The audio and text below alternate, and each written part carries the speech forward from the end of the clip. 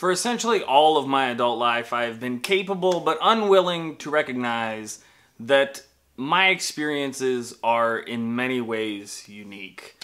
The story that I told myself was the things that I experience that are maybe not okay are things that everybody experiences but just don't talk about. So, for instance, I have suicide on the mind a lot. Most of my adult life, I've thought about death, and I told myself I've just always been a morbid kid, and it's just something, it's a little bit of anxiety when you're driving in a car with somebody and you think, well, I'm not in control of this vehicle, it could crash, I don't have any control over that, or I don't have control over the other vehicles.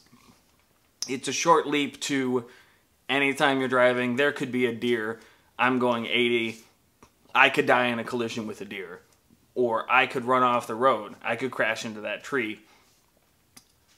Now, for several years, I've worked with injectable drugs all the time, and there's a whole host of things that could be injected into anybody and kill them in the right quantity.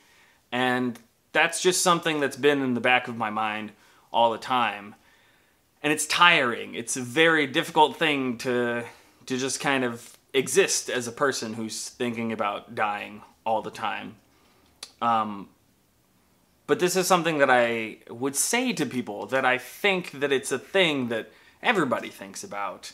And generally speaking, no one agreed. And eventually, when things were really bad, and these were very persistent, like nearly daily thoughts that I had, I said something to my coworkers, and things kind of got quiet, and they were like, I really don't think that that's okay, Jason. I don't think that that's an experience that you should be having. So on my way home, I called my sister, who is a licensed clinical social worker, and also works for a health system, not the same one that I work for, and talked to her about EAP and finding counseling and talking to somebody, because I suddenly gave in and recognized that this is not an okay way to be. It was not a productive life. It was not a happy or reasonable life that I was living. And when I got off the phone with her, I listened to All Those Yesterdays by Pearl Jam on repeat, and I sobbed all the way home because I suddenly didn't want to die. I didn't want to think about dying all the time. And All Those Yesterdays is a song that's been in my life for close to 20 years. It's from Pearl Jam's Yield, an album that I purchased probably in 98 or 99. And, as a 13-year-old, certain lines I thought were about masturbation because I was 13, and that was the way that I related to this song. But suddenly, the clouds parted and I got it for the first time. There's still time to escape. There's no crime to rest. Don't you think you ought to rest? Don't you think you ought to lay your head down? Don't you think you've done enough? And finally it was like, no, I do think that I deserve relief from this thing that I experience most of the time. And so I've, gotten into counseling, started taking drugs, things are looking up, and I don't think that way often. I don't know how you get rid of plans and means, short of, selling a handgun or something. I don't know how you transition to being a person who doesn't have plans and means anymore, because your plans and means probably still exist. But that's something that I'm working on.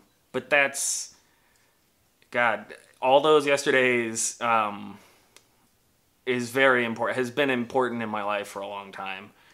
Yield by Pearl Jam has been important in my life for a long time. But now, somewhat dramatically, I could say that in a way, All Those Yesterdays saved my life. I fucking love that song. I love the record it comes from. And I would just say to anybody who is dealing with stuff that it's not necessary. You don't have to. There's help and stuff. You can talk to people. Your company probably has EAP, Employee Assistance Program. And, things that you think you're just supposed to endure, if you're just struggling to keep your head above water all the time, you don't have to. It shouldn't be a constant struggle. Things can change. You can fix that. You can work on it. So, think about that, if that's a situation you're in, or anything similar. And if you've never heard Yield, or particularly all those yesterdays, listen to them. It's not Pearl Jam like you imagine. It's not like their early records. It's artful and strange and beautiful, kind of that fucked up and beautiful all at the same time that I love so much. But you should listen to those things if you're not familiar. And I will see you later.